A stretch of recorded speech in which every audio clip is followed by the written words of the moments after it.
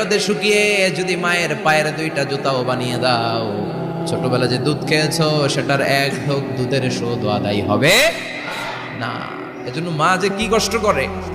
এখানে বেশিরভাগই আমরা নর্মাল প্রসেসে পৃথিবীতে এসেছি, তাই না? সিজারিয়ান বেবি খুব কম, থাকলে এক দুইটা। নর্মাল প্রসেসে একটা বাচ্চাকে ডেলিভারি করতে একটা মায়ের যে কত কষ্ট হয় আপনি কল্পনাই করতে পারবেন না। চিকিৎসা বিজ্ঞান বলে একজন সুস্থ মানুষ ব্যথার একটা ইউনিট আছে, মাত্রা, ব্যথা মাপার একক।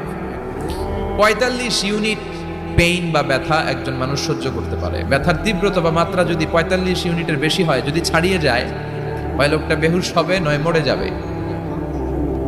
আমার আর আপনার মা যখন আমাদেরকে নর্মাল প্রসেসে ডেলিভারি করেছেন, তখন তারা ৪৫ না 57 ইউনিট প্লাস ৫৭ থেকে ৬০ ইউনিটের পেইনও তারা ছাড়িয়ে গেছে।